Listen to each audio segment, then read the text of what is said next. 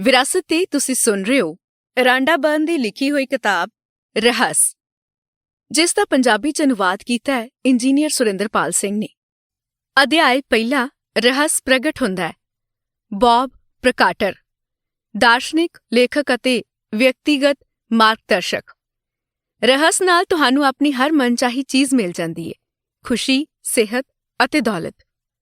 Doctor ਜੋ Vitale, ਮੈਟਾਫਿਜ਼ੀਸ਼ੀਅਨ, marketing ਵਿਸ਼ੇਸ਼ੱਗ ਅਤੇ ਲੇਖਕ। ਤੁਸੀਂ ਜੋ ਚਾਹੋ ਪਾ ਸਕਦੇ ਹੋ, ਕਰ ਸਕਦੇ ਹੋ ਜਾਂ ਬਣ ਸਕਦੇ ਹੋ। ਜੌਨ ਅਸਾਰਾਫ, ਉੱਦਮੀ ਅਤੇ ਕਮਾਈ ਵਿਸ਼ੇਸ਼ੱਗ। ਅਸੀਂ ਜਿਸ ਚੀਜ਼ ਨੂੰ ਪਾਉਣ ਦੀ ਚੋਣ ਕਰੀਏ ਉਸ ਨੂੰ ਪਾ ਸਕਦੇ ਹਾਂ। ਇਸ ਨਾਲ ਕੋਈ ਫਰਕ ਨਹੀਂ ਪੈਂਦਾ ਕਿ ਉਹ ਚੀਜ਼ ਕਿੰਨੀ ਵੱਡੀ ਹੈ। ਤੁਸੀਂ ਕਿਸ ਤਰ੍ਹਾਂ ਦੇ ਮਕਾਨ 'ਚ ਰਹਿਣਾ ਚਾਹੁੰਦੇ ਹੋ? ਕੀ ਤੁਸੀਂ ਕਰੋੜਪਤੀ ਬਣਨਾ ਚਾਹੁੰਦੇ ਹੋ? ਤੁਸੀਂ ਕਿਸ ਤਰ੍ਹਾਂ ਦਾ ਬਿਜ਼ਨਸ ਬਣਾਉਣਾ ਚਾਹੁੰਦੇ ਹੋ? ਕੀ ਤੁਸੀਂ ਜ਼ਿਆਦਾ ਸਫਲਤਾ ਚਾਹੁੰਦੇ ਹੋ? ਅਹਿਮ ਸਵਾਲ ਇਹ ਹੈ ਕਿ ਤੁਸੀਂ ਸੱਚਮੁੱਚ ਚਾਹੁੰਦੇ ਕੀ ਹੋ? ਡਾਕਟਰ ਜੌਨ ਡਿਮਾਰਟਿਨੀ, ਦਾਰਸ਼ਨਿਕ, ਕਾਇਰੋਪ੍ਰੈਕਟਰ, ਉਪਚਾਰਕ ਅਤੇ ਵਿਅਕਤੀਗਤ ਕਾਇਆ-ਕਲਪ ਵਿਸ਼ੇਸ਼ਕ। ਇਹ ਜੀਵਨ ਦਾ ਮਹਾਨ ਰਹੱਸ ਹੈ। ਡਾਕਟਰ ਡੇਨਿਸ ਵੇਟਲੀ, ਮਨੋਵਿਗਿਆਨੀ ਅਤੇ ਮਾਨਸਿਕ ਸਮਰੱਥਾ ਟ੍ਰੇਨਰ। ਅਤੀਤ ਦੇ ਜਿਨ੍ਹਾਂ ਲੀਡਰਜ਼ ਦੇ ਕੋਲ ਰਹੱਸ ਸੀ, ਉਹ ਇਸ ਦੀ ਸ਼ਕਤੀ ਦਾ ਗਿਆਨ ਆਪਣੇ ਤੱਕ ਹੀ ਸੀਮਿਤ ਰੱਖਣਾ ਚਾਹੁੰਦੇ ਸਨ ਤੇ ਦੂਜਿਆਂ ਨੂੰ ਨਹੀਂ ਸੀ ਦੱਸਣਾ ਚਾਹੁੰਦੇ। ਉਨ੍ਹਾਂ ਨੇ ਇਹ ਰਹੱਸ ਲੋਕਾਂ ਨੂੰ ਨਹੀਂ ਦੱਸਿਆ। ਆਮ ਲੋਕ ਕੰਮ-ਧੰਦਿਆਂ ਤੇ ਜਾਂਦੇ ਸਨ, ਸਾਰਾ ਦਿਨ ਕੰਮ ਕਰਦੇ ਸੀ ਤੇ ਸ਼ਾਮੀਂ ਘਰ ਮੁੜ ਆਉਂਦੇ ਸਨ।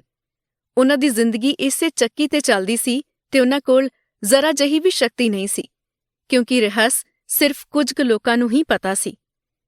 ਇਤਿਹਾਸ 'ਚ ਬਹੁਤ ਸਾਰੇ ਲੋਕਾਂ ਦੇ ਮਨਾਂ 'ਚ ਰਹੱਸ ਦਾ ਗਿਆਨ ਹਾਸਲ ਕਰਨ ਦੀ ਜਾਗ੍ਰਿਤੀ ਹੋਈ ਤੇ ਕਈ ਜਾਣਕਾਰਾਂ ਨੇ ਤਾਂ ਦੂਜਿਆਂ ਤੱਕ ਉਹ ਗਿਆਨ ਪਹੁੰਚਾਉਣ ਦਾ ਤਰੀਕਾ ਲੱਭਣ ਦੀ ਕੋਸ਼ਿਸ਼ ਵੀ ਕੀਤੀ। ਮਾਈਕਲ ਬਰਨਾਰਡ ਬੈਕਵਿਥ, ਭਵਿੱਖ ਦ੍ਰਿਸ਼ਟਤਾ ਤੇ ਅਗੇਪ ਇੰਟਰਨੈਸ਼ਨਲ ਸਪਿਰਿਚੁਅਲ ਸੈਂਟਰ ਦੇ ਸੰਸਥਾਪਕ। ਮੈਂ ਲੋਕਾਂ ਦੇ ਜੀਵਨ 'ਚ ਕਈ ਚਮਤਕਾਰ ਹੁੰਦੇ ਦੇਖੇ ਨੇ। ਵਿੱਤੀ ਚਮਤਕਾਰ, ਸਰੀਰਿਕ ਉਪਚਾਰ ਦੇ ਚਮਤਕਾਰ, ਮਾਨਸਿਕ ਉਪਚਾਰ ਅਤੇ ਸੰਬੰਧਾਂ ਦੇ ਉਪਚਾਰ ਦੇ ਚਮਤਕਾਰ। ਜੈਕ ਕੇਨਫੀਲਡ, ਲੇਖਕ, ਸਿੱਖਿਅਕ, ਜੀਵਨ ਮਾਰਗਦਰਸ਼ਕ ਅਤੇ ਪ੍ਰੇਰਕ ਵਕਤਾ। ਇਹ ਸਾਰਾ ਕੁਝ ਇਸ ਲਈ ਹੋਇਆ ਕਿਉਂਕਿ ਮੈਂ ਇਹ ਜਾਣ ਲਿਆ ਸੀ ਕਿ ਰਹੱਸ ਤੇ ਅਮਲ ਕਿਵੇਂ ਕਰਨਾ ਹੈ। ਰਹੱਸ ਕੀ ਹੈ? ਬੌਬ ਪ੍ਰਕਾਟਰ। ਤੁਸੀਂ ਸ਼ਾਇਦ ਇਹ ਸੋਚ-ਸੋਚ ਕੇ ਹੈਰਾਨ ਹੋ ਰਹੇ ਹੋਵੋਗੇ, ਆਖਿਰ ਇਹ ਰਹੱਸ ਹੈ ਕੀ? ਮੈਂ ਤੁਹਾਨੂੰ ਦੱਸਦਾ ਕਿ ਮੇਰੇ ਹਿਸਾਬ ਨਾਲ ਇਸ ਦਾ ਕੀ ਮਤਲਬ ਹੈ। ਅਸੀਂ ਸਾਰੇ ਇਸ ਹੀ ਅਸੀਮਿਤ ਸ਼ਕਤੀ ਨਾਲ ਕੰਮ ਕਰਦੇ ਹਾਂ। ਇੱਕੋ ਜਿਹੇ ਨਿਯਮ ਸਾਡਾ ਮਾਰਗਦਰਸ਼ਨ ਕਰਦੇ ਨੇ। ਬ੍ਰਹਿਮੰਡ ਦੇ ਕੁਦਰਤੀ ਨਿਯਮ ਇੰਨੇ ਦਰੁਸਤ ਨੇ ਕਿ ਸਾਨੂੰ ਸਪੇਸਸ਼ਿਪ ਬਣਾਉਣ 'ਚ ਜ਼ਰਾ ਵੀ ਮੁਸ਼ਕਿਲ ਨਹੀਂ ਆਉਂਦੀ।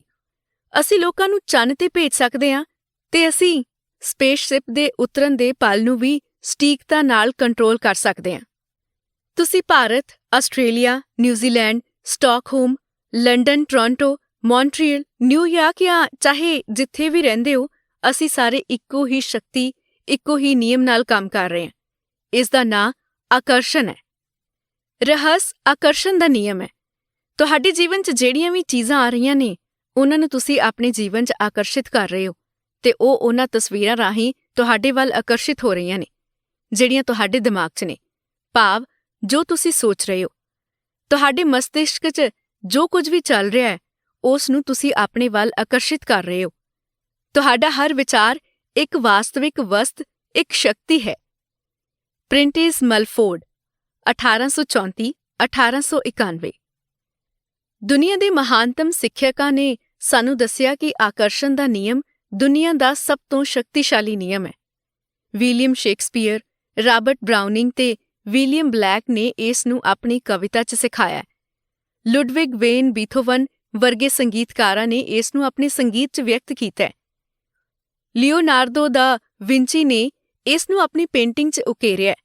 ਸੁਕਰਾਤ, Plato, Ralph Waldo Emerson, Pythagoras, Sir Francis Bacon, Sir Isaac Newton, Johann Wolfgang von Goethe ਅਤੇ ਵਿਕਟਰ ਹਿਊਗੋ ਨੇ ਇਸ ਨੂੰ ਆਪਣੀ ਲੇਖਣੀ ਅਤੇ ਦਰਸ਼ਨ 'ਚ ਵਿਅਕਤ ਕੀਤਾ। ਇਸ ਕਰਕੇ ਉਨ੍ਹਾਂ ਦੇ ਨਾਂ ਅਮਰ ਅਤੇ ਉਨ੍ਹਾਂ ਦੀ ਮਹਾਨਤਾ ਸਦੀਆਂ ਬਾਅਦ ਵੀ ਕਾਇਮ ਹੈ। ਇਹ ਰਹੱਸ ਹਿੰਦੂ ਧਰਮ, ਹਰਮੈਟਿਕ ਪਰੰਪਰਾਵਾਂ, ਬੌਧ ਧਰਮ, ਯਹੂਦੀ ਧਰਮ, ਈਸਾਈ ਧਰਮ ਅਤੇ ਇਸਲਾਮ 'ਚ ਮੌਜੂਦ ਨੇ। ਇਹ ਬੇਬੀਲੋਨ ਅਤੇ ਮਿਸ਼ਰ ਦੀ ਪ੍ਰਾਚੀਨ ਸੱਭਿਅਤਾਵਾਂ ਦੀ ਲੇਖਣੀ ਅਤੇ ਕਹਾਣੀਆਂ 'ਚ ਦਰਸਾਇਆ ਗਿਆ ਹੈ।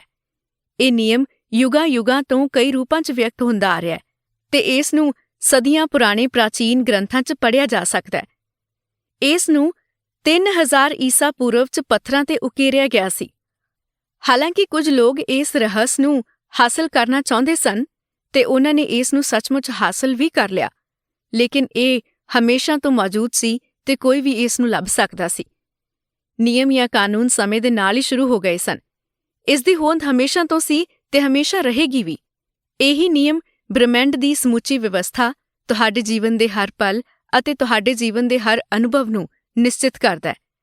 ਇਸ ਨਾਲ ਕੋਈ ਫਰਕ ਨਹੀਂ ਪੈਂਦਾ ਕਿ ਤੁਸੀਂ ਕੌਣ ਹੋ ਜਾਂ ਤੁਸੀਂ ਕਿੱਥੇ ਹੋ। ਆਕਰਸ਼ਣ ਦਾ ਨਿਯਮ ਤੁਹਾਡੇ ਸਮੁੱਚੇ ਜੀਵਨ ਦੇ ਅਨੁਭਵਾਂ ਨੂੰ ਆਕਾਰ ਦੇ ਰਿਹਾ ਹੈ। ਇਹ ਸਭ ਤੋਂ ਪ੍ਰਬਲ ਨਿਯਮ ਤੁਹਾਡੇ ਵਿਚਾਰਾਂ ਰਾਹੀਂ ਇੰਜ ਕਰਦਾ ਹੈ। ਤੁਸੀਂ ਆਪਣੇ ਵਿਚਾਰਾਂ ਤੋਂ ਆਕਰਸ਼ਣ ਦੇ ਇਸ ਨਿਯਮ ਨੂੰ ਅਮਲ 'ਚ ਲਿਆਉਂਦੇ ਹੋ। 1912 'ਚ ਚਾਰਲਸ ਹਾਨੇਲ ਨੇ ਆਕਰਸ਼ਣ ਦੇ ਨਿਯਮ ਦਾ ਵਰਣਨ ਕਰਦਿਆਂ ਕਿਹਾ ਸੀ, ਇਹ ਸਭ ਤੋਂ ਮਹਾਨ ਤੇ ਸਭ ਤੋਂ ਅਚੂਕ ਨਿਯਮ ਹੈ ਜਿਸ ਤੇ ਸਿਰਜਣਾ ਦਾ ਸਮੁੱਚਾ ਤੰਤਰ ਨਿਰਭਰ ਕਰਦਾ ਹੈ। ਬਾਬ ਪ੍ਰਕਾਟਰ। ਹਰ ਯੁੱਗ ਦੇ ਬੁੱਧੀਮਾਨ ਲੋਕਾਂ ਨੂੰ ਇਸ ਨਿਯਮ ਦਾ ਗਿਆਨ ਸੀ। ਤੁਸੀਂ ਇਸ ਨੂੰ ਪ੍ਰਾਚੀਨ ਬੇਬੀਲੋਨੀਆ ਦੀ ਸੰਸਕ੍ਰਿਤੀ 'ਚ ਵੀ ਦੇਖ ਸਕਦੇ ਹੋ। ਉਹਨਾਂ ਨੂੰ ਇਸ ਦਾ ਗਿਆਨ ਸੀ। ਹਾਲਾਂਕਿ ਇਹ ਗਿਆਨ ਬਹੁਤ ਘੱਟ ਲੋਕਾਂ ਦੇ ਚੋਣਵੇਂ ਸਮੂਹ ਤੱਕ ਹੀ ਸੀਮਿਤ ਸੀ।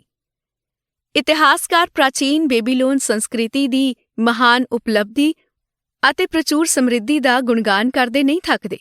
ਵਿਸ਼ਵ ਦੇ 7 ਅਜੂਬਿਆਂ 'ਚੋਂ ਇੱਕ ਹੈਂਗਿੰਗ ਗਾਰਡਨਸ ਇਸੇ ਸੰਸਕ੍ਰਿਤੀ ਦੀ ਦੇਣ ਹੈ। ਇਸ ਕੌਮ ਨੇ ਬ੍ਰਹਿਮੰਡ ਦੇ ਨਿਯਮਾਂ ਨੂੰ ਸਮਝਿਆ ਤੇ ਉਹਨਾਂ ਤੇ ਅਮਲ ਕੀਤਾ। ਇਸ ਕਰਕੇ ਇਹ ਇਤਿਹਾਸ ਦੀਆਂ ਸਭ ਤੋਂ ਦੌਲਤਮੰਦ ਕੌਮਾਂ 'ਚੋਂ ਇੱਕ ਬਣ ਗਈ। ਬੌਬ ਪ੍ਰੈਕਟਰ। ਕੀ ਤੁਸੀਂ ਜਾਣਦੇ ਹੋ ਕਿ ਸਿਰਫ 1% ਲੋਕ ਤਕਰੀਬਨ 96% ਧਨ ਕਮਾਉਂਦੇ ਨੇ? ਕੀ ਤੁਸੀਂ ਸੋਚਦੇ ਹੋ ਕਿ ਇਹ ਸਿਰਫ ਇੱਕ ਸੰਯੋਗ ਹੈ? ਇਹ ਤਾਂ ਪਹਿਲਾਂ ਤੋਂ ਹੀ ਨਿਰਧਾਰਿਤ ਹੈ। ਉਹਨਾਂ ਨੂੰ ਇੱਕ ਖਾਸ ਚੀਜ਼ ਦਾ ਗਿਆਨ ਹੈ। ਦਰਅਸਲ ਉਹਨਾਂ ਨੂੰ ਰਹੱਸ ਦਾ ਗਿਆਨ ਹੈ ਤੇ ਉਹੀ ਰਹੱਸ ਹੁਣ ਤੁਹਾਨੂੰ ਦੱਸਿਆ ਜਾ ਰਿਹਾ ਹੈ। ਇਸ ਰਹੱਸ ਦੇ ਪ੍ਰਯੋਗ ਨਾਲ ਲੋਕਾਂ ਨੇ ਆਪਣੇ ਜੀਵਨ 'ਚ ਦੌਲਤ ਨੂੰ ਆਕਰਸ਼ਿਤ ਕੀਤਾ ਹੈ, ਭਾਵੇਂ ਉਹਨਾਂ ਨੇ ਇਹ ਸੋਚ ਸਮਝ ਕੇ ਕੀਤਾ ਹੋਵੇ ਜਾਂ ਅਣਜਾਣੇ 'ਚ। ਉਹ ਬਹੁਤਾਤ ਅਤੇ ਦੌਲਤ ਦੇ ਵਿਚਾਰ ਸੋਚਦੇ ਨੇ। ਉਹ ਆਪਣੇ ਦਿਮਾਗ 'ਚ ਕਿਸੇ ਵਿਰੋਧੀ ਵਿਚਾਰ ਨੂੰ ਜੜ੍ਹਾਂ ਨਹੀਂ ਜਮਾਉਣ ਦਿੰਦੇ। ਉਹਨਾਂ ਦੇ ਸਭ ਤੋਂ ਪ੍ਰਬਲ ਵਿਚਾਰ ਦੌਲਤ ਬਾਰੇ ਹੀ ਹੁੰਦੇ ਨੇ। ਉਹ ਸਿਰਫ ਦੌਲਤ ਬਾਰੇ ਹੀ ਸੋਚਦੇ ਰਹਿੰਦੇ ਨੇ ਤੇ ਉਹਨਾਂ ਦੇ ਦਿਮਾਗ 'ਚ ਇਸ ਤੋਂ ਇਲਾਵਾ ਹੋਰ ਕੋਈ ਚੀਜ਼ ਹੁੰਦੀ ਹੀ ਨਹੀਂ। ਭਾਵੇਂ ਉਹਨਾਂ ਨੂੰ ਇਸ ਗੱਲ ਦਾ ਅਹਿਸਾਸ ਹੋਵੇ ਜਾਂ ਨਾ ਹੋਵੇ, ਦੌਲਤ ਸੰਬੰਧੀ ਪ੍ਰਬਲ ਵਿਚਾਰ ਕਾਰਨ ਹੀ ਦੌਲਤ ਉਹਨਾਂ ਵੱਲ ਆਕਰਸ਼ਿਤ ਹੁੰਦੀ ਹੈ। ਇਹ ਅਮਲੀ ਆਕਰਸ਼ਣ ਦਾ ਨਿਯਮ ਹੈ। ਰਹੱਸ ਅਤੇ ਅਮਲੀ ਆਕਰਸ਼ਣ ਦੇ ਨਿਯਮ ਨੂੰ ਦੱਸਣ ਦਾ ਇੱਕ ਉਦਾਹਰਣ ਇਹ ਹੈ ਕਿ ਤੁਸੀਂ ਇਹੋ ਜਿਹੇ ਲੋਕਾਂ ਨੂੰ ਜਾਣਦੇ ਹੋਵੋਗੇ ਜਿਨ੍ਹਾਂ ਨੇ ਬੜੀ ਸਾਰੀ ਦੌਲਤ ਹਾਸਲ ਕਰਕੇ ਗੁਆ ਦਿੱਤੀ, ਲੇਕਿਨ ਕੁਝ ਸਮੇਂ ਬਾਅਦ ਹੀ ਦੁਬਾਰਾ ਹਾਸਲ ਕਰ ਲਈ। ਇੰਜ ਕਿਵੇਂ ਹੋਇਆ? ਉਹਨਾਂ ਨੂੰ ਪਤਾ ਹੋਵੇ ਜਾਂ ਨਾ, ਲੇਕਿਨ ਹੋਇਆ ਇਹ ਸੀ ਕਿਉਂਕਿ ਪਹਿਲਾਂ ਉਹ ਦੌਲਤ ਬਾਰੇ ਬੜੀ ਪ੍ਰਬਲਤਾ ਨਾਲ ਸੋਚਦੇ ਸਨ, ਇਸ ਲਈ ਉਹ ਉਸ ਨੂੰ ਹਾਸਲ ਕਰਨ 'ਚ ਸਫਲ ਹੋਏ। ਫਿਰ ਉਹਨਾਂ ਨੇ ਦੌਲਤ ਗਵਾਉਣ ਦੇ ਡਰਾਉਣੇ ਵਿਚਾਰਾਂ ਨੂੰ ਆਪਣੇ ਦਿਮਾਗ 'ਚ ਆਉਣ ਦਿੱਤਾ। ਜਦੋਂ ਤੱਕ ਕਿ ਉਹ ਪ੍ਰਬਲ ਨਹੀਂ ਬਣ ਗਏ, ਦੌਲਤ ਪਾਉਣ ਦੇ ਵਿਚਾਰਾਂ ਦਾ ਪਲੜਾ ਹਲਕਾ ਹੋ ਗਿਆ ਤੇ ਦੌਲਤ ਗਵਾਉਣ ਦੇ ਵਿਚਾਰਾਂ ਦਾ ਪਲੜਾ ਭਾਰੀ ਹੋ ਗਿਆ। ਇਸੇ ਕਾਰਨ ਉਹਨਾਂ ਨੇ ਦੌਲਤ ਗਵਾ ਦਿੱਤੀ। ਬਹਰਹਾਲ, ਦੌਲਤ ਜਾਣ ਤੋਂ ਬਾਅਦ ਇਸ ਦੇ ਜਾਣ ਦਾ ਡਰ ਵੀ ਗਾਇਬ ਹੋ ਗਿਆ ਤੇ ਉਹਨਾਂ ਨੇ ਦੌਲਤ ਦੇ ਪ੍ਰਬਲ ਵਿਚਾਰਾਂ ਨਾਲ ਤੱਕੜੀ ਦੇ ਸਕਾਰਾਤਮਕ ਪੱਲੇ ਨੂੰ ਦੁਬਾਰਾ ਭਾਰੀ ਕਰ ਲਿਆ ਤੇ ਦੌਲਤ ਪਰਤ ਆਈ। ਆਕਰਸ਼ਣ ਦਾ ਨਿਯਮ ਤੁਹਾਡੇ ਵਿਚਾਰਾਂ ਤੇ ਪ੍ਰਤੀਕਿਰਿਆ ਕਰਦਾ ਹੈ, ਚਾਹੇ ਉਹ ਜਿਵੇਂ ਦੇ ਵੀ ਹੋਣ। ਸਮਾਨ ਚੀਜ਼ਾਂ ਨੂੰ ਆਕਰਸ਼ਿਤ ਕਰਦੀਆਂ ਨੇ। ਜੌਨ ਅਸਾਰਾਫ। ਆਕਰਸ਼ਣ ਦੇ ਨਿਯਮ ਤੇ ਅਮਲ ਕਰਨ ਦਾ ਮੇਰਾ ਸਭ ਤੋਂ ਸੌਖਾ ਤਰੀਕਾ ਇਹ ਹੈ ਕਿ ਮੈਂ ਆਪਣੇ ਆਪ ਨੂੰ ਚੁੰਬਕ ਮੰਨ ਲੈਣਾ ਤੇ ਇਹ ਜਾਣਦਾ ਕਿ ਦੂਜਾ ਚੁੰਬਕ ਮੇਰੇ ਵੱਲ ਆਕਰਸ਼ਿਤ ਹੋਵੇਗਾ। ਤੁਸੀਂ ਬ੍ਰਹਿਮੰਡ ਦੇ ਸਭ ਤੋਂ ਸ਼ਕਤੀਸ਼ਾਲੀ ਚੁੰਬਕ ਹੋ। ਤੁਹਾਡੇ 'ਚ ਇਹੋ ਜਿਹੀ ਚੁੰਬਕੀ ਸ਼ਕਤੀ ਹੈ ਜਿਹੜੀ ਦੁਨੀਆ ਦੀ ਕਿਸੇ ਵੀ ਚੀਜ਼ ਤੋਂ ਵੱਧ ਸ਼ਕਤੀਸ਼ਾਲੀ ਹੈ ਤੇ ਇਹ ਅਥਾਹ ਚੁੰਬਕੀ ਸ਼ਕਤੀ ਤੁਹਾਡੇ ਵਿਚਾਰਾਂ ਨਾਲ ਨਿਕਲਦੀ ਹੈ। ਬੌਬ ਡਾਇਲ, ਲੇਖਕ ਅਤੇ ਆਕਰਸ਼ਣ ਦੇ ਨਿਯਮ ਦੇ ਮਾਹਿਰ। ਮੁੱਢਲੇ ਤੌਰ ਤੇ ਆਕਰਸ਼ਣ ਦਾ ਨਿਯਮ ਇਹ ਕਹਿੰਦਾ ਹੈ ਕਿ ਸਮਾਨ ਚੀਜ਼ਾਂ ਨੂੰ ਆਕਰਸ਼ਿਤ ਕਰਦੀਆਂ ਨੇ, ਭਾਵੇਂ ਅਸੀਂ ਵਾਕਈ ਵਿਚਾਰਾਂ ਦੇ ਇੱਕੋ ਹੀ ਸਤਰ ਤੇ ਗੱਲਾਂ ਕਰ ਰਹੇ ਹਾਂ। ਆਕਰਸ਼ਣ ਦਾ ਨਿਯਮ ਕਹਿੰਦਾ ਹੈ ਕਿ ਸਮਾਨ ਚੀਜ਼ਾਂ ਨੂੰ ਆਕਰਸ਼ਿਤ ਕਰਦੀਆਂ ਨੇ। ਇਸ ਦਾ ਮਤਲਬ ਇਹ ਹੈ ਕਿ ਜਦੋਂ ਤੁਸੀਂ ਕੋਈ ਵਿਚਾਰ ਸੋਚਦੇ ਹੋ ਤਾਂ ਤੁਸੀਂ ਉਸ ਵਰਗੇ ਹੋਰ ਵਿਚਾਰਾਂ ਨੂੰ ਵੀ ਆਪਣੇ ਵੱਲ ਆਕਰਸ਼ਿਤ ਕਰ ਰਹੇ ਹੁੰਦੇ ਹੋ। ਤੁਸੀਂ ਆਪਣੇ ਜੀਵਨ 'ਚ ਆਕਰਸ਼ਣ ਦੇ ਨਿਯਮ ਦੇ ਸੰਦਰਭ 'ਚ ਇਹ ਅਨੁਭਵ ਕੀਤਾ ਹੋਵੇਗਾ। ਤੁਸੀਂ ਕਦੇ ਕਿਸੇ ਇਹੋ ਜਿਹੀ ਚੀਜ਼ ਬਾਰੇ ਸੋਚਦੇ ਹੋਵੋ ਜਿਸ ਨਾਲ ਤੁਸੀਂ ਖੁਸ਼ ਨਹੀਂ ਸੀ। ਤੁਸੀਂ ਉਸ ਦੇ ਬਾਰੇ ਜਿੰਨਾ ਜ਼ਿਆਦਾ ਸੋਚਿਆ, ਉਹ ਓਨੀ ਹੀ ਜ਼ਿਆਦਾ ਬੱਤਰ ਲੱਗਣ ਲੱਗੀ। ਇੰਜ ਇਸ ਲਈ ਹੋਇਆ ਕਿਉਂਕਿ ਜਦੋਂ ਤੁਸੀਂ ਲਗਾਤਾਰ ਇੱਕੋ ਹੀ ਵਿਚਾਰ ਸੋਚਦੇ ਹੋ ਤਾਂ ਆਕਰਸ਼ਣ ਦਾ ਨਿਯਮ ਤੁਰੰਤ ਉਸੇ ਵਰਗੇ ਦੂਜੇ ਵਿਚਾਰ ਤੁਹਾਡੇ ਵੱਲ ਲਿਆਉਣ ਲੱਗਦਾ ਹੈ। ਕੁਝ ਮਿੰਟਾਂ 'ਚ ਹੀ ਤੁਹਾਡੇ ਦਿਮਾਗ 'ਚ ਇੰਨੇ ਸਾਰੇ ਭੈੜੇ ਵਿਚਾਰ ਭਰ ਜਾਣਗੇ ਕਿ ਸਥਿਤੀ ਪਹਿਲਾਂ ਤੋਂ ਜ਼ਿਆਦਾ ਮਾੜੀ ਦਿਖਣ ਲੱਗੇਗੀ। ਤੁਸੀਂ ਇਸ ਬਾਰੇ ਜਿੰਨਾ ਜ਼ਿਆਦਾ ਸੋਚੋਗੇ, ਓਨੇ ਹੀ ਜ਼ਿਆਦਾ ਪਰੇਸ਼ਾਨ ਹੋਵੋਗੇ। ਹੋ ਸਕਦਾ ਹੈ ਤੁਹਾਨੂੰ ਸਮਾਨ ਵਿਚਾਰਾਂ ਨੂੰ ਆਕਰਸ਼ਿਤ ਕਰਨ ਦਾ ਹੇਠਾਂ ਦਿੱਤਾ ਅਨੁਭਵ ਵੀ ਹੋਇਆ ਹੋਵੇ। ਹੋ ਸਕਦਾ ਹੈ ਕੋਈ ਗਾਣਾ ਸੁਣਨ ਤੋਂ ਬਾਅਦ ਤੁਸੀਂ ਉਸ ਨੂੰ ਆਪਣੇ ਦਿਮਾਗ ਤੋਂ ਬਾਹਰ ਨਹੀਂ ਕੱਢ ਪਾਏ ਹੋਵੋ। ਉਹ ਗਾਣਾ ਤੁਹਾਡੇ ਦਿਮਾਗ 'ਚ ਵਾਰ-ਵਾਰ ਵੱਜਦਾ ਰਿਹਾ ਹੋਵੇ। ਹੋ ਸਕਦਾ ਹੈ ਤੁਹਾਨੂੰ ਪਤਾ ਵੀ ਨਾ ਹੋਵੇ, ਲੇਕਿਨ ਉਹ ਗਾਣਾ ਸੁਣਨ ਵੇਲੇ ਤੁਸੀਂ ਆਪਣਾ ਸਾਰਾ ਧਿਆਨ ਉਸ ਉੱਤੇ ਕੇਂਦਰਿਤ ਕਰ ਲਿਆ ਸੀ। ਇਸ ਤਰ੍ਹਾਂ ਕਰਕੇ ਤੁਸੀਂ ਉਸ ਗਾਣੇ ਦੇ ਵਿਚਾਰ ਵਰਗੇ ਹੋਰ ਵਿਚਾਰਾਂ ਨੂੰ ਸਸ਼ਕਤ ਤੌਰ ਤੇ ਆਕਰਸ਼ਿਤ ਕਰ ਰਹੇ ਸੀ। ਇਸ ਲਈ ਆਕਰਸ਼ਣ ਦਾ ਨਿਯਮ ਸਕ੍ਰਿਏ ਹੋ ਗਿਆ ਤੇ ਉਸ ਨੇ ਉਸ ਗਾਣੇ ਦੇ ਵਿਚਾਰ ਨਾਲ ਮਿਲਦੇ-ਜੁਲਦੇ ਵਿਚਾਰਾਂ ਨੂੰ ਤੁਹਾਡੇ ਵੱਲ ਆਕਰਸ਼ਿਤ ਕਰ ਦਿੱਤਾ। ਜਾਨ ਅਸਾਰਾਫ: ਬਤੌਰ ਇਨਸਾਨ ਸਾਡਾ ਕੰਮ ਆਪਣੇ ਦਿਮਾਗ 'ਚ ਇਹੋ ਜਿਹੇ ਵਿਚਾਰ ਰੱਖਣਾ ਹੈ ਜਿਨ੍ਹਾਂ ਨੂੰ ਅਸੀਂ ਚਾਹੁੰਦੇ ਹਾਂ। ਸਾਨੂੰ ਇਸ ਬਾਰੇ ਬਿਲਕੁਲ ਸਪਸ਼ਟ ਹੋਣਾ ਚਾਹੀਦਾ ਹੈ ਕਿ ਅਸੀਂ ਕੀ ਚਾਹੁੰਦੇ ਹਾਂ। ਇੰਜ ਕਰਕੇ ਅਸੀਂ ਬ੍ਰਹਿਮੰਡ ਦੇ ਮਹਾਨਤਮ ਨਿਯਮਾਂ 'ਚੋਂ ਇੱਕ ਨੂੰ ਸਕ੍ਰਿਏ ਕਰ ਦਿੰਦੇ ਹਾਂ, ਜਿਹੜਾ ਕਿ ਆਕਰਸ਼ਣ ਦਾ ਨਿਯਮ ਹੈ। ਤੁਸੀਂ ਜਿਸ ਬਾਰੇ ਸਭ ਤੋਂ ਜ਼ਿਆਦਾ ਸੋਚਦੇ ਹੋ, ਉਹ ਬਣ ਜਾਂਦੇ ਹੋ। ਤੁਸੀਂ ਜਿਸ ਵਸਤੂ ਜਾਂ ਵਿਅਕਤੀ ਬਾਰੇ ਸਭ ਤੋਂ ਜ਼ਿਆਦਾ ਸੋਚਦੇ ਹੋ, ਉਸ ਨੂੰ ਆਪਣੇ ਵੱਲ ਆਕਰਸ਼ਿਤ ਵੀ ਕਰਦੇ ਹੋ। ਤੁਹਾਡਾ ਵਰਤਮਾਨ ਜੀਵਨ ਤੁਹਾਡੇ ਪੁਰਾਣੇ ਵਿਚਾਰਾਂ ਦਾ ਪਰਛਾਵਾਂ ਹੈ। ਇਸ 'ਚ ਤੁਹਾਡੇ ਕੋਲ ਮੌਜੂਦ ਸਾਰੀਆਂ ਚੰਗੀਆਂ ਚੀਜ਼ਾਂ ਸ਼ਾਮਿਲ ਨੇ ਤੇ ਉਹ ਚੀਜ਼ਾਂ ਵੀ ਜਿਹੜੀਆਂ ਸ਼ਾਇਦ ਓਨੀਆਂ ਚੰਗੀਆਂ ਨਹੀਂ ਸਨ। ਚੂੰਕਿ ਤੁਸੀਂ ਆਪਣੇ ਵੱਲ ਨੂੰ ਆਕਰਸ਼ਿਤ ਕਰਦੇ ਹੋ ਜਿਸ ਬਾਰੇ ਤੁਸੀਂ ਸਭ ਤੋਂ ਜ਼ਿਆਦਾ ਸੋਚਦੇ ਹੋ, ਇਸ ਲਈ ਇਹ ਆਸਾਨੀ ਨਾਲ ਪਤਾ ਚੱਲ ਸਕਦਾ ਹੈ ਕਿ ਜੀਵਨ ਦੇ ਹਰ ਖੇਤਰ 'ਚ ਤੁਹਾਡੇ ਪ੍ਰਬਲ ਵਿਚਾਰ ਕੀ ਨੇ, ਕਿਉਂਕਿ ਉਹ ਹਕੀਕਤ 'ਚ ਬਦਲ ਚੁੱਕੇ ਨੇ। ਹੁਣ ਤੁਸੀਂ ਰਹੱਸ ਸਿੱਖ ਰਹੇ ਹੋ ਤੇ ਇਸ ਤੇ ਅਮਲ ਕਰਕੇ ਹਰ ਚੀਜ਼ ਬਦਲ ਸਕਦੇ ਹੋ। ਬਾਬ ਪ੍ਰਾਕਟਰ: ਜੇਕਰ ਤੁਸੀਂ ਆਪਣੇ ਦਿਮਾਗ 'ਚ ਕੋਈ ਚੀਜ਼ ਦੇਖ ਸਕੋ ਤਾਂ ਉਹ ਤੁਹਾਡੇ ਹੱਥ 'ਚ ਆ ਜਾਵੇਗੀ।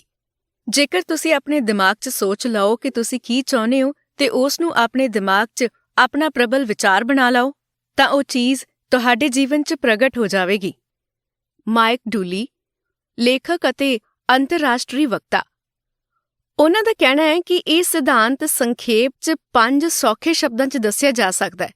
ਵਿਚਾਰ ਚੀਜ਼ਾਂ ਬਣ ਜਾਂਦੇ ਨੇ। ਇਸ ਸਭ ਤੋਂ ਸ਼ਕਤੀਸ਼ਾਲੀ ਨਿਯਮ ਨਾਲ ਤੁਹਾਡੇ ਵਿਚਾਰ ਤੁਹਾਡੇ ਜੀਵਨ ਦੀਆਂ ਵਸਤਾਂ ਦੇ ਰੂਪ 'ਚ ਸਾਕਾਰ ਹੋ ਜਾਂਦੇ ਨੇ। ਵਿਚਾਰ ਚੀਜ਼ਾਂ ਬਣ ਜਾਂਦੇ ਨੇ। ਇਹ ਸੂਤਰ ਵਾਰ-ਵਾਰ ਦੁਹਰਾਓ ਅਤੇ ਇਸ ਨੂੰ ਆਪਣੀ ਚੇਤਨਾ ਤੇ ਸੋਝੀ 'ਚ ਸਿਮ ਜਾਣ ਦਿਓ। ਤੁਹਾਡੇ ਵਿਚਾਰ ਚੀਜ਼ਾਂ ਬਣ ਜਾਂਦੇ ਨੇ। ਜਾਨ ਅਸਾਰਾਫ: ਜ਼ਿਆਦਾਤਰ ਲੋਕ ਇਹ ਨਹੀਂ ਸਮਝਦੇ ਕਿ ਹਰ ਵਿਚਾਰ ਦੀ ਇੱਕ ਫ੍ਰੀਕੁਐਂਸੀ ਹੁੰਦੀ ਹੈ। ਅਸੀਂ ਵਿਚਾਰਾਂ ਨੂੰ ਮਾਪ ਸਕਦੇ ਹਾਂ। ਇਸ ਲਈ ਜੇਕਰ ਤੁਸੀਂ ਵਾਰ-ਵਾਰ ਇੱਕੋ ਹੀ ਚੀਜ਼ ਬਾਰੇ ਸੋਚ ਰਹੇ ਹੋ, ਆਪਣੇ ਦਿਮਾਗ 'ਚ ਉਸ ਅਛੂਤੀ ਨਵੀਂ ਕਾਰ ਦਾ ਮਾਲਕ ਬਣਨ ਦੀ ਕਲਪਨਾ ਕਰ ਰਹੇ ਹੋ, ਉਸ ਪੈਸੇ ਦੇ ਮਾਲਕ ਬਣਨ ਦੀ ਜਿਸ ਦੀ ਤੁਹਾਨੂੰ ਲੋੜ ਹੈ, ਕੰਪਨੀ ਬਣਾਉਣ ਦੀ, ਆਦਰਸ਼ ਜੀਵਨ ਸਾਥੀ ਪਾਉਣ ਦੀ, ਜੇਕਰ ਤੁਸੀਂ ਉਸ ਨੂੰ ਕਲਪਨਾ 'ਚ ਦੇਖ ਰਹੇ ਹੋ ਤਾਂ ਤੁਸੀਂ ਉਸੇ ਫ੍ਰੀਕੁਐਂਸੀ ਨੂੰ ਇੱਕ ਸਾਰ ਭੇਜ ਰਹੇ ਹੋ। ਡਾਕਟਰ ਜੋ ਵਿਟਾਲ ਕਹਿੰਦੇ ਨੇ ਕਿ ਵਿਚਾਰ ਚੁੰਬਕੀ ਸੰਕੇਤ ਭੇਜਦੇ ਨੇ ਜਿਹੜੀ ਉਸ ਵਰਗੀ ਚੀਜ਼ ਨੂੰ ਤੁਹਾਡੇ ਵੱਲ ਆਕਰਸ਼ਿਤ ਕਰਦੇ ਨੇ। ਪ੍ਰਬਲ ਵਿਚਾਰ ਜਾਂ ਮਾਨਸਿਕ ਨਜ਼ਰੀਆ ਚੁੰਬਕ ਹੈ। ਨਿਯਮ ਇਹ ਹੈ ਕਿ ਸਮਾਨ ਚੀਜ਼ਾਂ ਵੱਲ ਆਕਰਸ਼ਿਤ ਕਰਦੀਆਂ ਨੇ। ਨਤੀਜਤਨ ਮਾਨਸਿਕ ਨਜ਼ਰੀਆ ਸਦਾ ਆਪਣੀ ਪ੍ਰਕਿਰਤੀ ਦੇ ਅਨੁਸਾਰ ਸਥਿਤੀਆਂ ਨੂੰ ਆਕਰਸ਼ਿਤ ਕਰੇਗਾ। ਚਾਰਲਸ ਹਾਨੇਲ, 1866 ਤੋਂ ਲੈ ਕੇ 1949। ਵਿਚਾਰ ਚੁੰਬਕੀ ਹੁੰਦੇ ਨੇ ਤੇ ਵਿਚਾਰਾਂ ਦੀ ਇੱਕ ਫ੍ਰੀਕੁਐਂਸੀ ਹੁੰਦੀ ਹੈ। ਜਦੋਂ ਤੁਸੀਂ ਸੋਚਦੇ ਹੋ ਤਾਂ ਉਹ ਵਿਚਾਰ ਸੰਪ੍ਰੇਸ਼ਿਤ ਹੋ ਕੇ ਬ੍ਰਹਿਮੰਡ 'ਚ ਪਹੁੰਚ ਜਾਂਦੇ ਨੇ ਤੇ ਚੁੰਬਕ ਵਾਂਗ ਸਮਾਨ ਫ੍ਰੀਕੁਐਂਸੀ ਵਾਲੀਆਂ ਚੀਜ਼ਾਂ ਨੂੰ ਆਕਰਸ਼ਿਤ ਕਰਦੇ ਨੇ। ਪਰ ਭੇਜੀ ਗਈ ਚੀਜ਼ ਸਰੋਤ ਤੱਕ ਮੁੜਦੀ ਹੈ ਤੇ ਉਹ ਸਰੋਤ ਤੁਸੀਂ ਹੋ। ਇਸ ਬਾਰੇ ਇਸ ਤਰ੍ਹਾਂ ਸੋਚੋ। ਅਸੀਂ ਜਾਣਦੇ ਹਾਂ ਕਿ ਕਿਸੇ ਟੈਲੀਵਿਜ਼ਨ ਸਟੇਸ਼ਨ ਦਾ ਟਰਾਂਸਮਿਸ਼ਨ ਟਾਵਰ ਇੱਕ ਫ੍ਰੀਕੁਐਂਸੀ ਤੇ ਬ੍ਰਾਡਕਾਸਟ ਕਰਦਾ ਹੈ ਜਿਹੜੀਆਂ ਤੁਹਾਡੇ ਟੈਲੀਵਿਜ਼ਨ ਦੀਆਂ ਤਸਵੀਰਾਂ 'ਚ ਬਦਲ ਜਾਂਦੀਆਂ ਨੇ। ਸੱਚ ਤਾਂ ਇਹ ਹੈ ਕਿ ਸਾਡੇ 'ਚੋਂ ਜ਼ਿਆਦਾਤਰ ਲੋਕ ਇਹ ਸਮਝ ਹੀ ਨਹੀਂ ਪਾਉਂਦੇ ਕਿ ਇਹ ਕਿਵੇਂ ਹੁੰਦਾ ਹੈ। ਪਰ ਅਸੀਂ ਇੰਨਾ ਜ਼ਰੂਰ ਜਾਣਦੇ ਹਾਂ ਕਿ ਹਰ ਚੈਨਲ ਦੀ ਇੱਕ ਫ੍ਰੀਕੁਐਂਸੀ ਹੁੰਦੀ ਹੈ ਤੇ ਜਦੋਂ ਅਸੀਂ ਉਸ ਫ੍ਰੀਕੁਐਂਸੀ ਤੇ ਚੈਨਲ ਸੈੱਟ ਕਰਦੇ ਹਾਂ ਤਾਂ ਅਸੀਂ ਆਪਣੇ ਟੈਲੀਵਿਜ਼ਨ ਤੇ ਤਸਵੀਰਾਂ ਦੇਖਣ ਲੱਗਦੇ ਹਾਂ। ਅਸੀਂ ਚੈਨਲ ਚੁਣ ਕੇ ਫ੍ਰੀਕੁਐਂਸੀ ਚੁਣਦੇ ਹਾਂ ਤੇ ਇਸ ਤੋਂ ਬਾਅਦ ਸਾਨੂੰ ਉਸ ਚੈਨਲ ਤੇ ਪ੍ਰਸਾਰਿਤ ਹੋਣ ਵਾਲੀਆਂ ਤਸਵੀਰਾਂ ਮਿਲਦੀਆਂ ਨੇ। ਜੇਕਰ ਅਸੀਂ ਆਪਣੇ ਟੈਲੀਵਿਜ਼ਨ ਤੇ ਵੱਖਰੀਆਂ ਤਸਵੀਰਾਂ ਦੇਖਣਾ ਚਾਹੁੰਦੇ ਹਾਂ ਤਾਂ ਅਸੀਂ ਚੈਨਲ ਬਦਲ ਦਿੰਦੇ ਹਾਂ ਤੇ ਉਸ ਨੂੰ ਨਵੀਂ ਫ੍ਰੀਕੁਐਂਸੀ ਤੇ ਸੈੱਟ ਕਰ ਦਿੰਦੇ ਹਾਂ। ਤੁਸੀਂ ਮਾਨਵੀ ਟਰਾਂਸਮਿਸ਼ਨ ਟਾਵਰ ਹੋ ਤੇ ਧਰਤੀ ਤੇ ਬਣੇ ਕਿਸੇ ਵੀ ਟੈਲੀਵਿਜ਼ਨ ਟਾਵਰ ਤੋਂ ਜ਼ਿਆਦਾ ਸ਼ਕਤੀਸ਼ਾਲੀ। ਤੁਸੀਂ ਬ੍ਰਹਿਮੰਡ ਦੇ ਸਭ ਤੋਂ ਸ਼ਕਤੀਸ਼ਾਲੀ ਟਰਾਂਸਮਿਸ਼ਨ ਟਾਵਰ ਹੋ। ਤੁਹਾਡਾ ਟਰਾਂਸਮਿਸ਼ਨ ਤੁਹਾਡੇ ਜੀਵਨ ਤੇ ਸੰਸਾਰ ਦੀ ਰਚਨਾ ਕਰਦਾ ਹੈ। ਤੁਹਾਡੇ ਵੱਲੋਂ ਪ੍ਰਸਾਰਿਤ ਫ੍ਰੀਕੁਐਂਸੀ ਸ਼ਹਿਰਾਂ, ਦੇਸ਼ਾਂ, ਸੰਸਾਰ ਦੇ ਪਾਰ ਪਹੁੰਚ ਜਾਂਦੀ ਹੈ। ਉਹ ਸਾਰੇ ਬ੍ਰਹਿਮੰਡ 'ਚ ਗੂੰਜਣ ਲੱਗਦੀ ਹੈ ਤੇ ਉਸ ਫ੍ਰੀਕੁਐਂਸੀ ਨੂੰ ਤੁਸੀਂ ਆਪਣੇ ਵਿਚਾਰਾਂ ਨਾਲ ਹੀ ਪ੍ਰਸਾਰਿਤ ਕਰ ਰਹੇ ਹੋ। ਤੁਹਾਡੇ ਵਿਚਾਰਾਂ ਦੇ ਪ੍ਰਸਾਰਣ ਨਾਲ ਤੁਹਾਨੂੰ ਜਿਹੜੀਆਂ ਤਸਵੀਰਾਂ ਮਿਲਦੀਆਂ ਨੇ ਉਹ ਤੁਹਾਡੇ ਲਿਵਿੰਗ ਰੂਮ ਦੇ ਟੈਲੀਵਿਜ਼ਨ ਸਕਰੀਨ ਤੇ ਨਹੀਂ ਦਿਖਦੀਆਂ। ਉਹ ਤਸਵੀਰਾਂ ਤਾਂ ਤੁਹਾਡੇ ਜੀਵਨ 'ਚ ਦਿਖਦੀਆਂ ਨੇ। ਤੁਹਾਡੇ ਵਿਚਾਰ ਫ੍ਰੀਕੁਐਂਸੀ ਸੈੱਟ ਕਰਦੇ ਨੇ, ਉਸ ਫ੍ਰੀਕੁਐਂਸੀ ਤੇ ਮੌਜੂਦ ਸਮਾਨ ਚੀਜ਼ਾਂ ਨੂੰ ਆਕਰਸ਼ਿਤ ਕਰਦੇ ਨੇ ਤੇ ਫਿਰ ਤੁਹਾਡੇ ਵਿਚਾਰਾਂ ਨੂੰ ਜੀਵਨ ਦੀਆਂ ਤਸਵੀਰਾਂ ਦੇ ਤੌਰ ਤੇ ਤੁਹਾਡੇ ਵੱਲ ਪ੍ਰਸਾਰਿਤ ਕਰ ਦਿੰਦੇ ਨੇ। ਜੇਕਰ ਤੁਸੀਂ ਆਪਣੇ ਜੀਵਨ ਦੀ ਕਿਸੇ ਵੀ ਚੀਜ਼ ਨੂੰ ਬਦਲਣਾ ਚਾਹੁੰਦੇ ਹੋ ਤਾਂ ਤੁਹਾਡੇ ਵਿਚਾਰ ਬਦਲ ਕੇ ਚੈਨਲ ਅਤੇ ਫ੍ਰੀਕੁਐਂਸੀ ਬਦਲ ਲਓ। ਮਾਨਸਿਕ ਸ਼ਕਤੀਆਂ ਦੀ ਧੜਕਣ ਬ੍ਰਹਿਮੰਡ ਦੀ ਸਭ ਤੋਂ ਵਧੀਆ ਤੇ ਸਭ ਤੋਂ ਸ਼ਕਤੀਸ਼ਾਲੀ ਹੁੰਦੀ ਏ। ਇਹ ਕਹਿਣਾ ਹੈ ਚਾਰਲਸ ਹਾਨੇਲ ਦਾ। ਬਾਬ ਪ੍ਰਕਾਟਰ ਕਹਿੰਦੇ ਨੇ ਕਿ ਜੇਕਰ ਤੁਸੀਂ ਸਮਰਿੱਧ ਜੀਵਨ ਜਿਉਣ ਦੀ ਕਲਪਨਾ ਕਰੋਗੇ ਤਾਂ ਤੁਸੀਂ ਇਸ ਨੂੰ ਆਕਰਸ਼ਿਤ ਕਰ ਲਵੋਗੇ। ਇਹ ਸਿਧਾਂਤ ਹਰ ਵਾਰ ਹਰ ਇਨਸਾਨ ਦੇ ਮਾਮਲੇ 'ਚ ਕੰਮ ਕਰਦਾ ਹੈ। ਜਦੋਂ ਤੁਸੀਂ ਆਪਣੇ ਸਮਰਿੱਧ ਜੀਵਨ ਦੀ ਕਲਪਨਾ ਕਰਦੇ ਹੋ ਤਾਂ ਤੁਸੀਂ ਆਕਰਸ਼ਣ ਦੇ ਨਿਯਮਾਂ ਦੁਆਰਾ ਪ੍ਰਬਲ ਤੇ ਸੁਚੇਤਨ ਤੌਰ ਤੇ ਆਪਣੇ ਜੀਵਨ ਦਾ ਨਿਰਮਾਣ ਕਰ ਰਹੇ ਹੁੰਦੇ ਹੋ। ਇਹ ਕੰਮ ਇੰਨਾ ਹੀ ਸੌਖਾ ਹੈ, ਲੇਕਿਨ ਫਿਰ ਸਭ ਤੋਂ ਸਪਸ਼ਟ ਸਵਾਲ ਆਉਂਦਾ ਹੈ, ਹਰ ਵਿਅਕਤੀ ਆਪਣੇ ਸੁਪਨਿਆਂ ਦੀ ਜ਼ਿੰਦਗੀ ਕਿਉਂ ਨਹੀਂ ਜੀ ਰਿਹਾ? ਮਾੜੇ ਦੀ ਬਜਾਏ ਚੰਗੀ ਨੂੰ ਆਕਰਸ਼ਿਤ ਕਰੋ। ਜਾਨ ਅਸਾਰਾਫ। ਇਹੀ ਸਮੱਸਿਆ। ਜ਼ਿਆਦਾਤਰ ਲੋਕ ਇਸ ਬਾਰੇ ਸੋਚ ਰਹੇ ਨੇ ਕਿ ਉਹ ਕੀ ਨਹੀਂ ਚਾਹੁੰਦੇ ਤੇ ਫਿਰ ਇਸ ਗੱਲ ਤੇ ਹੈਰਾਨ ਹੋ ਰਹੇ ਨੇ ਕਿ ਉਹਨਾਂ ਦੇ ਨਾਲ ਵਾਰ-ਵਾਰ ਮਾੜੀਆਂ ਚੀਜ਼ਾਂ ਕਿਉਂ ਹੁੰਦੀਆਂ ਨੇ। ਲੋਕਾਂ ਨੂੰ ਉਹਨਾਂ ਦੀ ਮਨਚਾਹੀ ਚੀਜ਼ ਨਾ ਮਿਲਣ ਦਾ ਇਕੱਲਾ ਕਾਰਨ ਇਹ ਹੈ ਕਿ ਉਹ ਇਸ ਬਾਰੇ ਜ਼ਿਆਦਾ ਸੋਚ ਰਹੇ ਨੇ ਕਿ ਉਹ ਕੀ ਨਹੀਂ ਚਾਹੁੰਦੇ, ਬਜਾਏ ਇਸ ਦੇ ਕਿ ਉਹ ਕੀ ਚਾਹੁੰਦੇ ਨੇ। ਆਪਣੇ ਵਿਚਾਰਾਂ ਤੇ ਗੌਰ ਕਰੋ ਤੇ ਆਪਣੇ ਸ਼ਬਦਾਂ ਨੂੰ ਸੁਣੋ। ਨਿਯਮ ਅਮਿੱਟ ਨੇ ਤੇ ਇਸ 'ਚ ਕਿਤੇ ਗਲਤੀ ਨਹੀਂ ਹੁੰਦੀ। ਮਨੁੱਖ ਜਾਤੀ 'ਚ ਸਦੀਆਂ ਤੋਂ ਇੱਕ ਮਹਾਮਾਰੀ ਫੈਲੀ ਹੋਈ ਹੈ ਜਿਹੜੀ ਪਲੇਗ ਤੋਂ ਜ਼ਿਆਦਾ ਬੱਤਰ ਹੈ। ਇਹ ਮਹਾਮਾਰੀ ਹੈ ਨਹੀਂ ਚਾਹੁੰਦਾ ਦੀ। ਲੋਕ ਇਸ ਮਹਾਮਾਰੀ ਨੂੰ ਸੁਰਜੀਤ ਰੱਖਦੇ ਨੇ ਜਦੋਂ ਉਹ ਉਹਨਾਂ ਚੀਜ਼ਾਂ ਤੇ ਪ੍ਰਬਲਤਾ ਨਾਲ ਸੋਚਦੇ, ਬੋਲਦੇ, ਕੰਮ ਕਰਦੇ ਤੇ ਧਿਆਨ ਕੇਂਦਰਿਤ ਕਰਦੇ ਨੇ ਜਿਨ੍ਹਾਂ ਨੂੰ ਉਹ ਨਹੀਂ ਚਾਹੁੰਦੇ। ਲੇਕਿਨ ਇਹ ਪੀੜ੍ਹੀ ਇਤਿਹਾਸ ਬਦਲ ਦੇਵੇਗੀ ਕਿਉਂਕਿ ਸਾਨੂੰ ਉਹ ਗਿਆਨ ਮਿਲ ਰਿਹਾ ਹੈ ਜਿਹੜਾ ਇਸ ਮਹਾਮਾਰੀ ਤੋਂ ਮੁਕਤੀ ਦਿਵਾ ਸਕਦਾ ਹੈ। ਇਹ ਤੁਹਾਡੇ ਤੋਂ ਆਰੰਭ ਹੁੰਦਾ ਹੈ ਤੇ ਤੁਸੀਂ ਇਸ ਨਵੇਂ ਵਿਚਾਰਕ ਅੰਦੋਲਨ ਦੇ ਆਗੂ ਬਣ ਸਕਦੇ ਹੋ। ਇਸ ਲਈ ਤੁਹਾਨੂੰ ਬਸ ਉਹ ਸੋਚਣਾ ਤੇ ਬੋਲਣਾ ਹੈ ਜੋ ਕਿ ਤੁਸੀਂ ਚਾਹੁੰਦੇ ਹੋ। ਬੌਬ ਡਾਇਲ ਦਾ ਕਹਿਣਾ ਹੈ ਕਿ ਆਕਰਸ਼ਣ ਦਾ ਨਿਯਮ ਇਸ ਗੱਲ ਦੀ ਪਰਵਾਹ ਨਹੀਂ ਕਰਦਾ ਕਿ ਤੁਸੀਂ ਕਿਸੇ ਚੀਜ਼ ਨੂੰ ਚੰਗਾ ਮੰਨਦੇ ਹੋ ਜਾਂ ਮਾੜਾ, ਤੁਸੀਂ ਉਸ ਨੂੰ ਚਾਹੁੰਦੇ ਹੋ ਜਾਂ ਨਹੀਂ। ਇਹ ਨਿਯਮ ਤਾਂ ਤੁਹਾਡੇ ਵਿਚਾਰਾਂ ਤੇ ਪ੍ਰਤੀਕਿਰਿਆ ਕਰਦਾ ਹੈ। ਇਸ ਲਈ ਜੇਕਰ ਤੁਸੀਂ ਕਰਜ਼ੇ ਦੇ ਪਹਾੜ ਨੂੰ ਦੇਖ ਕੇ ਮਾੜਾ ਮਹਿਸੂਸ ਕਰ ਰਹੇ ਹੋ ਤਾਂ ਤੁਸੀਂ ਬ੍ਰਹਿਮੰਡ ਨੂੰ ਇਹ ਸੰਕੇਤ ਭੇਜ ਰਹੇ ਹੋ ਕਿ ਮੈਂ ਇੰਨੇ ਭਾਰੀ ਕਰਜ਼ ਤੋਂ ਬੁਰਾ ਮਹਿਸੂਸ ਕਰ ਰਿਹਾ। ਤੁਸੀਂ ਆਪਣੇ ਆਪ ਨੂੰ ਇਹ ਗੱਲ ਦ੍ਰਿੜਤਾ ਨਾਲ ਕਹਿ ਰਹੇ ਹੋ। ਤੁਸੀਂ ਇਸ ਨੂੰ ਆਪਣੀ ਹੋਂਦ ਦੇ ਹਰ ਪੱਧਰ ਤੇ ਮਹਿਸੂਸ ਕਰ ਰਹੇ ਹੋ। ਨਤੀਜਾ ਤੁਹਾਨੂੰ ਇਹੀ ਚੀਜ਼ ਹੋਰ ਜ਼ਿਆਦਾ ਮਿਲੇਗੀ। ਆਕਰਸ਼ਣ ਦਾ ਨਿਯਮ ਕੁਦਰਤੀ ਨਿਯਮ ਹੈ। ਇਹ ਨਿਰਪੱਖ ਹੈ ਤੇ ਚੰਗੀਆਂ ਜਾਂ ਮਾੜੀਆਂ ਚੀਜ਼ਾਂ 'ਚ ਫਰਕ ਨਹੀਂ ਕਰਦਾ। ਇਹ ਤੁਹਾਡੇ ਵਿਚਾਰਾਂ ਨੂੰ ਤੁਹਾਡੇ ਜੀਵਨ 'ਚ ਸਾਕਾਰ ਕਰ ਦਿੰਦਾ ਹੈ। ਤੁਸੀਂ ਜਿਸ ਬਾਰੇ ਵੀ ਸੋਚਦੇ ਹੋ, ਆਕਰਸ਼ਣ ਦਾ ਨਿਯਮ ਤੁਹਾਨੂੰ ਉਹੀ ਦਿੰਦਾ ਹੈ। ਇਸ ਦੇ ਨਾਲ ਹੀ ਲੀਸਾ ਨਿਕੋਲਸ, ਜੋ ਕਿ ਲੇਖਿਕਾ ਤੇ ਵਿਅਕਤੀਗਤ ਸਸ਼ਕਤੀਕਰਨ ਵਿਸ਼ੇਸ਼ੱਗ ਨੇ, ਕਹਿੰਦੇ ਨੇ ਕਿ ਆਕਰਸ਼ਣ ਦਾ ਨਿਯਮ ਸੱਚਮੁੱਚ ਆਗਿਆਕਾਰੀ ਹੈ। ਜਦੋਂ ਤੁਸੀਂ ਆਪਣੀ ਮਨਚਾਹੀ ਚੀਜ਼ਾਂ ਬਾਰੇ ਸੋਚਦੇ ਹੋ ਤੇ ਪੂਰੇ ਇਰਾਦੇ ਨਾਲ ਉਸ ਤੇ ਧਿਆਨ ਕੇਂਦਰਿਤ ਕਰਦੇ ਹੋ ਤਾਂ ਆਕਰਸ਼ਣ ਤੁਹਾਨੂੰ ਤੁਹਾਡੀ ਮਨਚਾਹੀ ਚੀਜ਼ ਦੇਵੇਗਾ, ਹਰ ਵਾਰ ਦੇਵੇਗਾ। ਜਦੋਂ ਤੁਸੀਂ ਉਹਨਾਂ ਚੀਜ਼ਾਂ ਤੇ ਧਿਆਨ ਕੇਂਦਰਿਤ ਕਰਦੇ ਹੋ ਜਿਨ੍ਹਾਂ ਨੂੰ ਤੁਸੀਂ ਨਹੀਂ ਚਾਹੁੰਦੇ, ਮੈਂ ਦੇਰੀ ਨਾਲ ਨਹੀਂ ਪੁੱਜਣਾ ਚਾਹੁੰਦਾ, ਮੈਂ ਦੇਰੀ ਨਾਲ ਨਹੀਂ ਪਹੁੰਚਣਾ ਚਾਹੁੰਦਾ, ਤਾਂ ਆਕਰਸ਼ਣ ਦੇ ਨਿਯਮ ਨੂੰ ਇਹ ਸੁਣਾਈ ਨਹੀਂ ਦਿੰਦਾ ਕਿ ਤੁਸੀਂ ਇਸ ਨੂੰ ਨਹੀਂ ਚਾਹੁੰਦੇ ਹੋ। ਉਹ ਤਾਂ ਬਸ ਉਹਨਾਂ ਚੀਜ਼ਾਂ ਨੂੰ ਪ੍ਰਗਟ ਕਰ ਦਿੰਦਾ ਹੈ ਜਿਨ੍ਹਾਂ ਬਾਰੇ ਤੁਸੀਂ ਸੋਚ ਰਹੇ ਹੋ। ਇਸ ਲਈ ਇੰਜ ਵਾਰ-ਵਾਰ ਤੇ ਹਰ ਵਾਰ ਹੁੰਦਾ ਹੈ। ਆਕਰਸ਼ਣ ਦਾ ਨਿਯਮ ਇੱਛਾ ਜਾਂ ਅਨਿੱਛਾ ਦੇ ਅੰਤਰ ਨਹੀਂ ਕਰ ਸਕਦਾ। ਜਦੋਂ ਤੁਸੀਂ ਕਿਸੇ ਚੀਜ਼ ਤੇ ਧਿਆਨ ਕੇਂਦਰਿਤ ਕਰਦੇ ਹੋ, ਭਾਵੇਂ ਉਹ ਜਿਹੜੀ ਵੀ ਹੋਵੇ, ਤਾਂ ਤੁਸੀਂ ਦਰਅਸਲ ਉਸ ਨੂੰ ਆਪਣੇ ਜੀਵਨ 'ਚ ਸਾਕਾਰ ਕਰ ਰਹੇ ਹੁੰਦੇ ਹੋ। ਜਦੋਂ ਤੁਸੀਂ ਆਪਣੀ ਕਿਸੇ ਮਨਚਾਹੀ ਚੀਜ਼ ਤੇ ਆਪਣੇ ਵਿਚਾਰ ਕੇਂਦਰਿਤ ਕਰਦੇ ਹੋ ਤੇ ਇਕਾਗਰਤਾ ਬਣਾਏ ਰੱਖਦੇ ਹੋ, ਤਾਂ ਤੁਸੀਂ ਉਸ ਪਲ ਸ੍ਰਿਸ਼ਟੀ ਦੀ ਸਭ ਤੋਂ ਪ੍ਰਬਲ ਸ਼ਕਤੀ ਤੋਂ ਆਪਣੀ ਮਨਚਾਹੀ ਚੀਜ਼ ਨੂੰ ਬੁਲਾਵਾ ਦੇ ਰਹੇ ਹੋ। ਆਕਰਸ਼ਣ ਦਾ ਨਿਯਮ ਨਹੀਂ ਜਾਂ ਨਹੀਂ ਚਾਹੁੰਦਾ ਜਾਂ ਕਿਸੇ ਵੀ ਤਰ੍ਹਾਂ ਦੇ ਨਕਾਰਾਤਮਕ ਸ਼ਬਦਾਂ ਨੂੰ ਮਾਪ ਜਾਂ ਜੋਖ ਨਹੀਂ ਸਕਦਾ।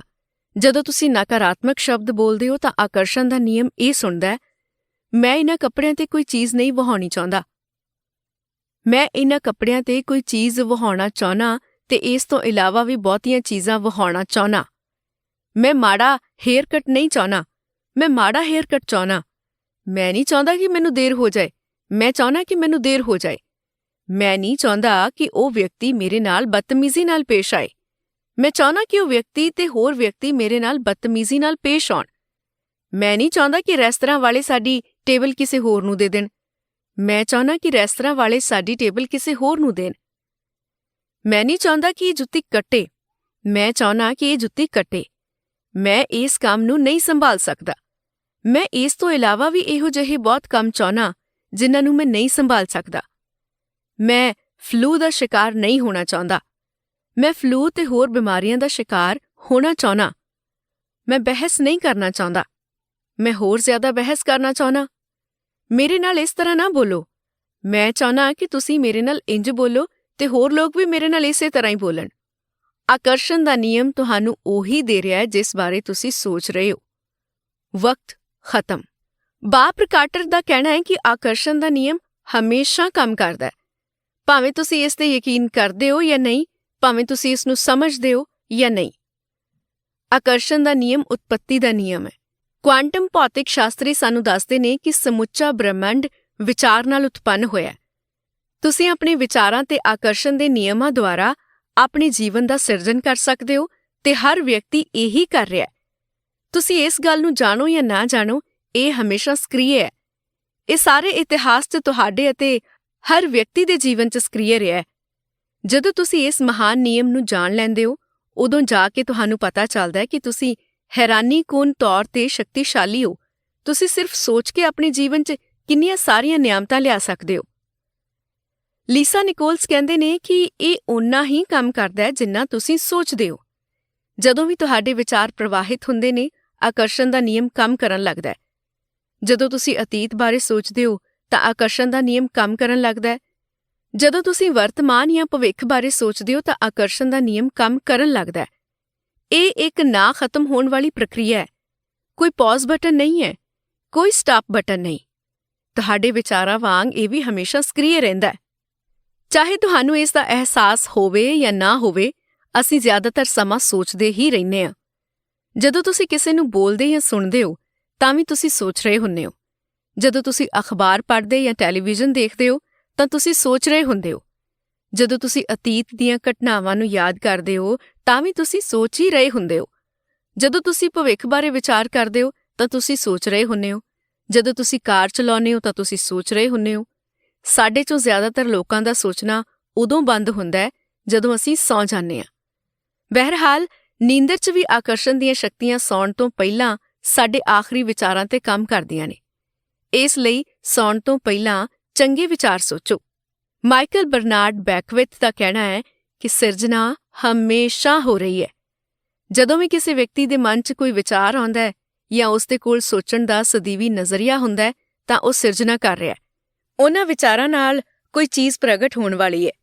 ਤੁਸੀਂ ਇਸ ਵੇਲੇ ਜੋ ਸੋਚ ਰਹੇ ਹੋ ਉਸ ਨਾਲ ਤੁਸੀਂ ਆਪਣੇ ਭਾਵੀ ਜੀਵਨ ਦੀ ਰਚਨਾ ਕਰਨ ਵਾਲੇ ਹੋ। ਤੁਸੀਂ ਆਪਣੇ ਵਿਚਾਰਾਂ ਨਾਲ ਆਪਣੇ ਜੀਵਨ ਦਾ ਨਿਰਮਾਣ ਕਰ ਰਹੇ ਹੋ। ਕਿਉਂਕਿ ਤੁਸੀਂ ਹਮੇਸ਼ਾ ਸੋਚ ਰਹੇ ਹੋ, ਇਸ ਲਈ ਤੁਸੀਂ ਸਦਾ ਨਿਰਮਾਣ ਕਰ ਰਹੇ ਹੋ। ਤੁਸੀਂ ਜਿਸ ਦੇ ਬਾਰੇ ਸਭ ਤੋਂ ਜ਼ਿਆਦਾ ਸੋਚਦੇ ਹੋ ਜਾਂ ਜਿਸ ਤੇ ਸਭ ਤੋਂ ਜ਼ਿਆਦਾ ਧਿਆਨ ਕੇਂਦਰਿਤ ਕਰਦੇ ਹੋ, ਉਹੀ ਤੁਹਾਡੇ ਜੀਵਨ 'ਚ ਪ੍ਰਗਟ ਹੋਵੇਗਾ। ਪ੍ਰਕਿਰਤੀ ਦੇ ਸਾਰੇ ਨਿਯਮਾਂ ਵਾਂਗ ਹੀ ਇਹ ਨਿਯਮ ਵੀ ਬਿਲਕੁਲ ਅਚੂਕ ਹੈ। ਤੁਸੀਂ ਆਪਣੇ ਜੀਵਨ ਦੀ ਰਚਨਾ ਕਰਦੇ ਹੋ। ਤੁਸੀਂ ਜੋ ਬੀਜਿਆ ਹੈ ਉਹੀ ਕੱਟੋਗੇ। ਤੁਹਾਡੇ ਵਿਚਾਰ ਬੀਜ ਨੇ ਤੇ ਤੁਸੀਂ ਜਿਹੜੀ ਫਸਲ ਕੱਟੋਗੇ ਉਹ ਤੁਹਾਡੇ ਬੀਜੇ ਬੀਜਾਂ ਤੇ ਨਿਰਭਰ ਕਰੇਗੀ। ਜੇਕਰ ਤੁਸੀਂ ਸ਼ਿਕਾਇਤ ਕਰ ਰਹੇ ਹੋ ਤਾਂ ਆਕਰਸ਼ਣ ਦਾ ਨਿਯਮ ਪ੍ਰਬਲਤਾ ਨਾਲ ਕੰਮ ਕਰੇਗਾ, ਤੁਹਾਡੇ ਜੀਵਨ 'ਚ ਇਹੋ ਜਿਹੀਆਂ ਹੋਰ ਜ਼ਿਆਦਾ ਸਥਿਤੀਆਂ ਲੈ ਆਵੇਗਾ ਜਿਨ੍ਹਾਂ ਨਾਲ ਤੁਹਾਨੂੰ ਸ਼ਿਕਾਇਤ ਹੋਏਗੀ। ਜੇਕਰ ਤੁਸੀਂ ਕਿਸੇ ਦੀ ਵੇਦਨਾ ਇਕਾਗਰਤਾ ਨਾਲ ਸੁਣ ਰਹੇ ਹੋ, ਉਸ ਨਾਲ ਹਮਦਰਦੀ ਰੱਖ ਰਹੇ ਹੋ, ਉਸ ਨਾਲ ਸਹਿਮਤ ਹੋ ਰਹੇ ਹੋ, ਤਾਂ ਉਸੇ ਪਲ ਤੁਸੀਂ ਆਪਣੇ ਵੱਲੋਂ ਇਹੋ ਜਿਹੀਆਂ ਸਥਿਤੀਆਂ ਨੂੰ ਆਕਰਸ਼ਿਤ ਕਰ ਰਹੇ ਹੋ ਜਿਨ੍ਹਾਂ ਬਾਰੇ ਤੁਸੀਂ ਵੀ ਚਿੰਤਾ ਵਿਅਕਤ ਕਰੋਗੇ। ਤੁਹਾਡੇ ਵਿਚਾਰ ਜਿਸ ਚੀਜ਼ ਤੇ ਕੇਂਦਰਿਤ ਹੁੰਦੇ ਨੇ, ਇਹ ਨਿਯਮ ਤੁਹਾਡੇ ਵੱਲ ਠੀਕ ਉਹ ਚੀਜ਼ ਪ੍ਰਸਾਰਿਤ ਤੇ ਪ੍ਰਗਟ ਕਰਦਾ ਹੈ। ਇਸ ਸਸ਼ਕਤ ਗਿਆਨ ਨਾਲ ਤੁਸੀਂ ਆਪਣੇ ਸੋਚਣ ਦਾ ਤਰੀਕਾ ਬਦਲ ਸਕਦੇ ਹੋ ਤੇ ਇਸ ਤਰ੍ਹਾਂ ਆਪਣੇ ਜੀਵਨ ਦੀ ਹਰ ਸਥਿਤੀ ਤੇ ਘਟਨਾ ਨੂੰ ਪੂਰੀ ਤਰ੍ਹਾਂ ਬਦਲ ਸਕਦੇ ਹੋ। ਬਿਲ ਹੈਰਿਸ, ਜੋ ਕਿ ਸਿੱਖਿਅਕ ਤੇ ਸੈਂਟਰ ਪੁਆਇੰਟ ਰਿਸਰਚ ਇੰਸਟੀਚਿਊਟ ਦੇ ਮੋਢੀ ਨੇ, ਉਹਨਾਂ ਦਾ ਕਹਿਣਾ ਹੈ, ਮੇਰਾ ਰੌਬਰਟ ਨਾਂ ਦਾ ਇੱਕ ਵਿਦਿਆਰਥੀ ਸੀ ਜਿਹੜਾ ਮੇਰਾ ਇੱਕ ਆਨਲਾਈਨ ਕੋਰਸ ਕਰ ਰਿਹਾ ਸੀ ਤੇ ਈਮੇਲ ਨਾਲ ਮੇਰੇ ਨਾਲ ਸੰਪਰਕ ਕਰਦਾ ਸੀ। ਰਾਬਰਟ ਸਮਲਿੰਗੀ ਸੀ। ਉਸਨੇ ਈਮੇਲਾਂ 'ਚ ਮੈਨੂੰ ਆਪਣੇ ਜੀਵਨ ਦੀ ਭਿਅੰਕਰ ਸੱਚਾਈ ਦੱਸੀ। ਕੰਪਨੀ 'ਚ ਉਸ ਨਾਲ ਕੰਮ ਕਰਨ ਵਾਲੇ ਲੋਕ ਉਸਨੂੰ ਸਮੂਹਿਕ ਤੌਰ ਤੇ ਸਤਾਉਂਦੇ ਸਨ। ਉਹ ਬੜੇ ਤਣਾਅ 'ਚ ਰਹਿੰਦਾ ਸੀ ਕਿਉਂਕਿ ਉਹ ਉਸ ਦੇ ਨਾਲ ਬਹੁਤ ਭੈੜਾ ਸਲੂਕ ਕਰਦੇ ਸਨ। ਜਦੋਂ ਉਹ ਸੜਕ ਤੇ ਚੱਲਦਾ ਸੀ ਤਾਂ ਉਸਨੂੰ ਹੋਮੋਫੋਬਿਕ ਲੋਕ ਘੇਰ ਲੈਂਦੇ ਸਨ ਜਿਹੜਾ ਕਿਸੇ ਤਰ੍ਹਾਂ ਨਾਲ ਉਸ ਦਾ ਅਪਮਾਨ ਕਰਨਾ ਚਾਹੁੰਦੇ ਸਨ। ਉਹ ਸਟੈਂਡ-ਅਪ ਕਾਮੇਡੀਅਨ ਬਣਨਾ ਚਾਹੁੰਦਾ ਸੀ ਤੇ ਜਦੋਂ ਵੀ ਉਹ ਸਟੈਂਡ-ਅਪ ਕਾਮੇਡੀ ਕਰਦਾ ਤਾਂ ਸਮਲਿੰਗੀ ਹੋਣ ਕਾਰਨ ਉਸ ਨੂੰ ਹਰ ਕੋਈ ਸਤਾਉਣ ਲੱਗਦਾ ਸੀ। ਉਸ ਦਾ ਜੀਵਨ ਬਹੁਤ ਦੁੱਖਾਂ ਤੇ ਤਕਲੀਫਾਂ ਨਾਲ ਭਰਿਆ ਪਿਆ ਸੀ। ਉਸ ਤੇ ਹੋਣ ਵਾਲੇ ਸਾਰੇ ਹਮਲੇ ਉਸ ਦੇ ਸਮਲਿੰਗੀ ਹੋਣ ਤੇ ਹੀ ਕੇਂਦਰਿਤ ਸਨ। ਮੈਂ ਉਸ ਨੂੰ ਦੱਸਿਆ ਕਿ ਉਹ ਉਹਨਾਂ ਚੀਜ਼ਾਂ ਤੇ ਧਿਆਨ ਕੇਂਦਰਿਤ ਕਰ ਰਿਹਾ ਹੈ ਜਿਨ੍ਹਾਂ ਨੂੰ ਉਹ ਨਹੀਂ ਚਾਹੁੰਦਾ ਸੀ। ਮੈਂ ਉਸ ਨੂੰ ਉਸ ਦਾ ਈਮੇਲ ਫਾਰਵਰਡ ਕਰਕੇ ਕਿਹਾ, ਇਸ ਨੂੰ ਦੁਬਾਰਾ ਪੜ੍ਹ। ਤੂੰ ਮੈਨੂੰ ਉਹ ਸਾਰੀਆਂ ਚੀਜ਼ਾਂ ਦੱਸ ਰਿਹਾ ਹੈ ਜਿਹੜੀਆਂ ਤੂੰ ਨਹੀਂ ਚਾਹੁੰਦਾ। ਮੈਂ ਜਾਣਦਾ ਕਿ ਇਸ ਬਾਰੇ ਤੁਹਾਡੀ ਭਾਵਨਾ ਬੜੀ ਪ੍ਰਬਲ ਹੈ ਤੇ ਜਦੋਂ ਕੋਈ ਵਿਅਕਤੀ ਕਿਸੇ ਚੀਜ਼ ਤੇ ਬਹੁਤ ਜੋਸ਼ ਨਾਲ ਧਿਆਨ ਕੇਂਦਰਿਤ ਕਰਦਾ ਹੈ ਤਾਂ ਉਹ ਚੀਜ਼ ਜ਼ਿਆਦਾ ਛੇਤੀ ਹੁੰਦੀ ਹੈ। ਉਸ ਨੇ ਇਸ ਨਿਯਮ ਦਾ ਪਾਲਣ ਕਰਦੇ ਹੋਏ ਇਹ ਫੈਸਲਾ ਕੀਤਾ ਕਿ ਉਹ ਉਸੇ ਚੀਜ਼ ਤੇ ਧਿਆਨ ਕੇਂਦਰਿਤ ਕਰੇਗਾ ਜਿਸ ਨੂੰ ਉਹ ਚਾਹੁੰਦਾ ਹੈ। ਉਸ ਨੇ ਸੱਚਮੁੱਚ ਇਸ ਦੀ ਕੋਸ਼ਿਸ਼ ਕੀਤੀ। ਅਗਲੇ 6 ਤੋਂ 8 ਹਫ਼ਤਿਆਂ 'ਚ ਜੋ ਕੁਝ ਹੋਇਆ ਉਹ ਚਮਤਕਾਰ ਤੋਂ ਘੱਟ ਨਹੀਂ ਸੀ। ਆਫਿਸ ਦੇ ਜਿਹੜੇ ਸਹਿਕਰਮੀ ਉਸ ਨੂੰ ਪਰੇਸ਼ਾਨ ਕਰਦੇ ਸਨ, ਉਹਨਾਂ ਦਾ ਜਾਂ ਤੇ ਕਿਸੇ ਹੋਰ ਦੂਜੇ ਵਿਭਾਗ 'ਚ ਤਬਾਦਲਾ ਹੋ ਗਿਆ ਜਾਂ ਉਹਨਾਂ ਨੇ ਕੰਪਨੀ ਛੱਡ ਦਿੱਤੀ ਜਾਂ ਉਸ ਨੂੰ ਪਰੇਸ਼ਾਨ ਕਰਨਾ ਛੱਡ ਦਿੱਤਾ। ਹੁਣ ਉਸ ਨੂੰ ਆਪਣੇ ਕੰਮ 'ਚ ਮਜ਼ਾ ਆਉਣ ਲੱਗਾ। ਹੁਣ ਸੜਕ ਤੇ ਚੱਲਣ ਵੇਲੇ ਉਸ ਨੂੰ ਕੋਈ ਨਹੀਂ ਸੀ ਸਤਾਉਂਦਾ। ਉਹ ਲੋਕ ਉੱਥੇ ਨਹੀਂ ਸਨ। ਜਦੋਂ ਉਹ ਸਟੈਂਡ-ਅਪ ਕਾਮੇਡੀ ਕਰਦਾ ਤਾਂ ਲੋਕੀ ਤਾੜੀਆਂ ਵਜਾਉਂਦੇ ਸਨ ਤੇ ਕੋਈ ਉਸ ਨੂੰ ਤੰਗ ਵੀ ਨਹੀਂ ਸੀ ਕਰਦਾ। ਉਸ ਦੀ ਜ਼ਿੰਦਗੀ ਇਸ ਲਈ ਬਦਲ ਗਈ ਕਿਉਂਕਿ ਉਸ ਨੇ ਆਪਣੀ ਮਨਭਾਉਂਦੀ ਚੀਜ਼ ਤੇ ਧਿਆਨ ਕੇਂਦਰਿਤ ਕੀਤਾ ਤੇ ਉਹਨਾਂ ਚੀਜ਼ਾਂ ਤੇ ਧਿਆਨ ਕੇਂਦਰਿਤ ਕਰਨਾ ਛੱਡ ਦਿੱਤਾ ਜਿਨ੍ਹਾਂ ਨੂੰ ਉਹ ਨਹੀਂ ਸੀ ਚਾਹੁੰਦਾ, ਜਿਨ੍ਹਾਂ ਕੋਲੋਂ ਉਹ ਡਰਦਾ ਸੀ ਜਾਂ ਜਿਨ੍ਹਾਂ ਕੋਲੋਂ ਉਹ ਬਚਣਾ ਚਾਹੁੰਦਾ ਸੀ। ਰੌਬਰਟ ਦੀ ਜ਼ਿੰਦਗੀ ਇਸ ਲਈ ਬਦਲੀ ਕਿਉਂਕਿ ਉਸ ਨੇ ਆਪਣੇ ਵਿਚਾਰਾਂ ਨੂੰ ਬਦਲ ਲਿਆ। ਉਸ ਨੇ ਬ੍ਰਹਿਮੰਡ 'ਚ ਇੱਕ ਵੱਖਰੀ ਹੀ ਫ੍ਰੀਕੁਐਂਸੀ ਭੇਜੀ। ਬ੍ਰਹਿਮੰਡ ਨੂੰ ਨਵੀਂ ਫ੍ਰੀਕੁਐਂਸੀ ਅਨੁਸਾਰ ਤਸਵੀਰਾਂ ਦੇਣੀਆਂ ਹੀ ਸਨ, ਚਾਹੇ ਸਥਿਤੀ ਕਿੰਨੀ ਵੀ ਅਸੰਭਵ ਦਿਖੇ। ਰਾਬਰਟ ਦੇ ਨਵੇਂ ਵਿਚਾਰਾਂ ਕਾਰਨ ਉਸ ਦੀ ਫ੍ਰੀਕੁਐਂਸੀ ਬਦਲ ਗਈ ਤੇ ਉਸ ਦੀ ਜ਼ਿੰਦਗੀ ਦੀਆਂ ਤਸਵੀਰਾਂ ਵੀ। ਤੁਹਾਡੀ ਜ਼ਿੰਦਗੀ ਤੁਹਾਡੇ ਹੱਥ 'ਚ ਹੈ। ਤੁਸੀਂ ਇਸ ਵਕਤ ਚਾਹੇ ਜਿੱਥੇ ਵੀ ਹੋ, ਤੁਹਾਡੇ ਜੀਵਨ 'ਚ ਭਾਵੇਂ ਜੋ ਕੁਝ ਵੀ ਹੋਇਆ ਹੋਵੇ, ਤੁਸੀਂ ਇਸੇ ਵਕਤ ਆਪਣੇ ਵਿਚਾਰ ਬਦਲ ਕੇ ਆਪਣੀ ਜ਼ਿੰਦਗੀ ਬਦਲ ਸਕਦੇ ਹੋ। ਨਿਰਾਸ਼ਾਜਨਕ ਸਥਿਤੀ ਵਰਗੀ ਕੋਈ ਚੀਜ਼ ਨਹੀਂ ਹੁੰਦੀ। ਤੁਹਾਡੀ ਜ਼ਿੰਦਗੀ ਦੀ ਹਰ ਸਥਿਤੀ ਬਦਲ ਸਕਦੀ ਹੈ। ਤੁਹਾਡੇ ਮਸਤਿਸ਼ਕ ਦੀ ਸ਼ਕਤੀ। ਇਸ ਬਾਰੇ ਮਾਈਕਲ ਬਰਨਾਰਡ ਬੈਕਵਿਥ ਕਹਿੰਦੇ ਨੇ ਕਿ ਤੁਸੀਂ ਉਹਨਾਂ ਪ੍ਰਬਲ ਵਿਚਾਰਾਂ ਨੂੰ ਆਕਰਸ਼ਿਤ ਕਰਦੇ ਹੋ ਜਿਨ੍ਹਾਂ ਨੂੰ ਤੁਸੀਂ ਆਪਣੀ ਜਾਗਰੂਕਤਾ 'ਚ ਰੱਖਦੇ ਹੋ, ਚਾਹੇ ਉਹ ਵਿਚਾਰ ਚੇਤਨ ਹੋਣ ਜਾਂ ਅਚੇਤਨ। ਇਹੀ ਮੁੱਢਲੀ ਗੱਲ ਹੈ। ਤੁਸੀਂ ਅੱਜ ਤੋਂ ਪਹਿਲਾਂ ਆਪਣੇ ਵਿਚਾਰਾਂ ਬਾਰੇ ਜਾਗਰੂਕ ਹੋਵੋ ਜਾਂ ਨਾ, ਲੇਕਿਨ ਹੁਣ ਤਾਂ ਤੁਸੀਂ ਜਾਗਰੂਕ ਹੋ ਚੁੱਕੇ ਹੋ। ਜਦੋਂ ਤੁਸੀਂ ਰਹੱਸ ਜਾਣ ਚੁੱਕੇ ਹੋ ਅਤੇ ਡੂੰਘੀ ਨੀਂਦਰ ਤੋਂ ਜਾਗ ਰਹੇ ਹੋ, ਹੁਣ ਤੁਸੀਂ ਜਾਗਰੂਕ ਬਣ ਰਹੇ ਹੋ। ਗਿਆਨ ਬਾਰੇ, ਨਿਯਮ ਬਾਰੇ, ਉਸ ਸ਼ਕਤੀ ਬਾਰੇ ਜਿਹੜੀ ਤੁਹਾਡੇ ਵਿਚਾਰਾਂ 'ਚ ਹੈ। ਡਾਕਟਰ ਜੌਨ ਡੈਮਾਰਟਨੀ ਕਹਿੰਦੇ ਨੇ, ਬਹੁਤ ਧਿਆਨ ਨਾਲ ਦੇਖਣ ਤੇ ਤੁਸੀਂ ਪਾਓਗੇ ਕਿ ਉਹ ਰਹੱਸ ਯਾਨੀ ਸਾਡੇ ਦਿਮਾਗ ਤੇ ਇਰਾਦਿਆਂ ਦੀ ਸ਼ਕਤੀ ਰੋਜ਼ਾਨਾ ਦੀ ਜ਼ਿੰਦਗੀ 'ਚ ਚਾਰੇ ਪਾਸੇ ਮੌਜੂਦ ਹੈ। ਸਾਨੂੰ ਤਾਂ ਬਸ ਆਪਣੀਆਂ ਅੱਖਾਂ ਖੋਲ੍ਹ ਕੇ ਦੇਖਣ ਦੀ ਲੋੜ ਹੈ। ਲੀਸਾ ਨਿਕੋਲਸ ਕਹਿੰਦੇ ਨੇ, ਤੁਸੀਂ ਆਕਰਸ਼ਣ ਦੇ ਨਿਯਮ ਨੂੰ ਹਰ ਥਾਂ ਦੇਖ ਸਕਦੇ ਹੋ। ਤੁਸੀਂ ਹਰ ਚੀਜ਼ ਨੂੰ ਆਪਣੇ ਵੱਲ ਆਕਰਸ਼ਿਤ ਕਰ ਰਹੇ ਹੋ। ਆਲੇ ਦੁਆਲੇ ਦੇ ਲੋਕ, ਨੌਕਰੀ, ਪਰਿਸਥਿਤੀਆਂ, ਸਿਹਤ, ਦੌਲਤ, ਕਰਜ਼, ਖੁਸ਼ੀ, ਤੁਹਾਡੀ ਕਾਰ, ਤੁਹਾਡਾ ਸਮਾਜ ਤੇ ਬਰਾਦਰੀ, ਤੇ ਤੁਸੀਂ ਇਹਨਾਂ ਸਾਰਿਆਂ ਨੂੰ ਚੁੰਬਕ ਵਾਂਗ ਆਪਣੇ ਵੱਲ ਖਿੱਚਿਆ। ਤੁਸੀਂ ਜਿਸ ਬਾਰੇ ਸੋਚਦੇ ਹੋ ਉਸ ਨੂੰ ਹਕੀਕਤ 'ਚ ਬਦਲ ਦਿੰਦੇ ਹੋ। ਤੁਹਾਡਾ ਸਾਰਾ ਜੀਵਨ ਤੁਹਾਡੇ ਦਿਮਾਗ 'ਚ ਘੁੰਮਣ ਵਾਲੇ ਵਿਚਾਰਾਂ ਦਾ ਪ੍ਰਗਟਾਵਾ ਹੈ।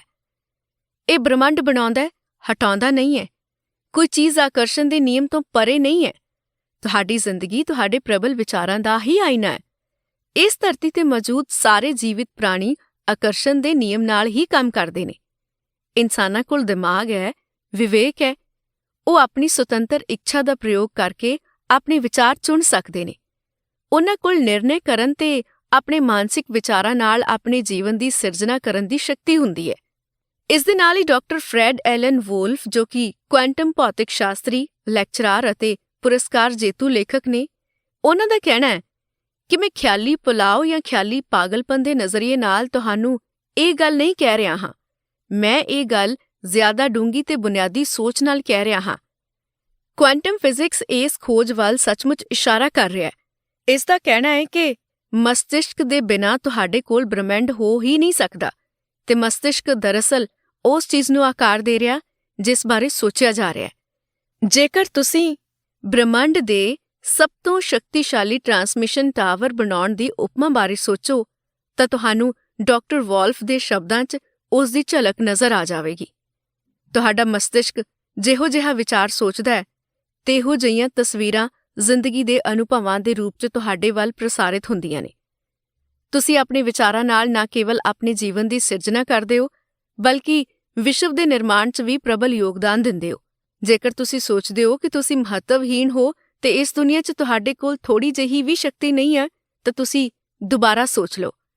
ਸੱਚ ਤਾਂ ਇਹ ਹੈ ਕਿ ਤੁਹਾਡਾ ਮਸਤਿਸ਼ਕ ਤੁਹਾਡੇ ਆਲੇ-ਦੁਆਲੇ ਦੀ ਦੁਨੀਆ ਨੂੰ ਆਕਾਰ ਦੇ ਰਿਹਾ ਹੈ।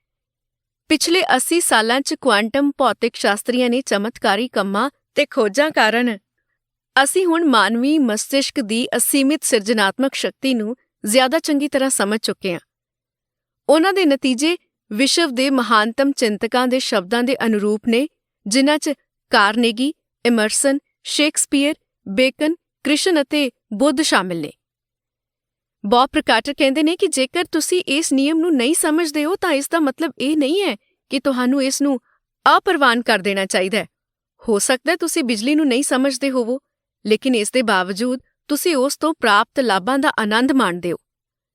ਮੈਂ ਨਹੀਂ ਜਾਣਦਾ ਕਿ ਬਿਜਲੀ ਕਿਵੇਂ ਕੰਮ ਕਰਦੀ ਹੈ, ਲੇਕਿਨ ਮੈਂ ਇਹ ਗੱਲ ਜਾਣਦਾ, ਤੁਸੀਂ ਬਿਜਲੀ ਨਾਲ ਕਿਸੇ ਇਨਸਾਨ ਦਾ ਡਿਨਰ ਤਿਆਰ ਕਰ ਸਕਦੇ ਹੋ ਤੇ ਤੁਸੀਂ ਉਸ ਇਨਸਾਨ ਨੂੰ ਵੀ ਪਕਾ ਸਕਦੇ ਹੋ।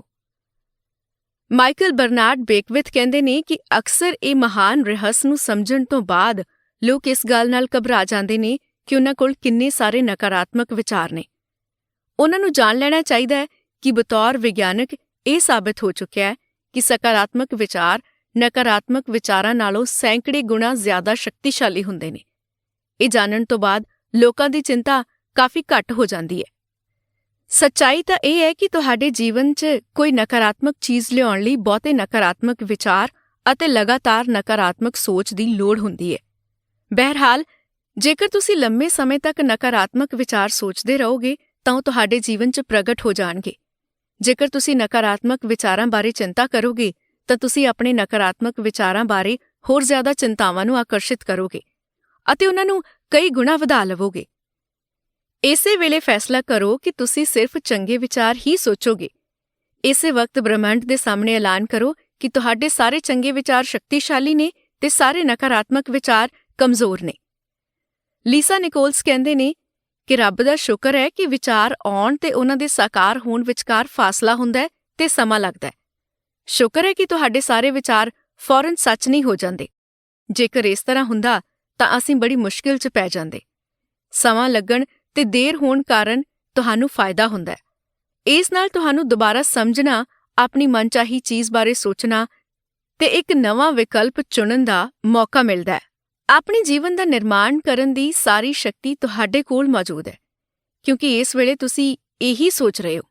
ਜੇਕਰ ਤੁਹਾਡੇ ਮਨ 'ਚ ਨਕਾਰਾਤਮਕ ਵਿਚਾਰ ਹੋਣ, ਜਿਨ੍ਹਾਂ ਦੇ ਸਾਕਾਰ ਹੋਣ ਨਾਲ ਤੁਹਾਨੂੰ ਕੋਈ ਮੁਨਾਫਾ ਨਹੀਂ ਹੋਵੇਗਾ, ਤਾਂ ਤੁਸੀਂ ਇਸੇ ਵੇਲੇ ਆਪਣੇ ਵਿਚਾਰਾਂ ਨੂੰ ਬਦਲ ਸਕਦੇ ਹੋ। ਤੁਸੀਂ ਆਪਣੇ ਪੁਰਾਣੇ ਵਿਚਾਰਾਂ ਨੂੰ ਮਿਟਾ ਕੇ ਉਹਨਾਂ ਦੀ ਥਾਂ ਚੰਗੇ ਵਿਚਾਰਾਂ ਨੂੰ ਰੱਖ ਸਕਦੇ ਹੋ। ਸਮਾਂ ਮਿਲਣ ਤੇ ਤੁਹਾਨੂੰ ਫਾਇਦਾ ਹੁੰਦਾ ਹੈ ਕਿਉਂਕਿ ਤੁਸੀਂ ਇਸ ਦੌਰਾਨ ਨਵੇਂ ਵਿਚਾਰ ਸੋਚ ਸਕਦੇ ਹੋ ਤੇ ਨਵੀਂ ਫ੍ਰੀਕੁਐਂਸੀ ਪ੍ਰਸਾਰਿਤ ਕਰ ਸਕਦੇ ਹੋ।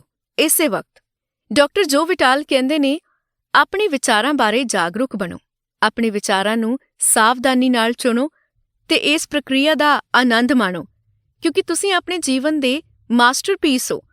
ਤੁਸੀਂ ਆਪਣੇ ਜੀਵਨ ਦੇ ਮਾਈਕਲ ਐਂਜਲੋ ਹੋ।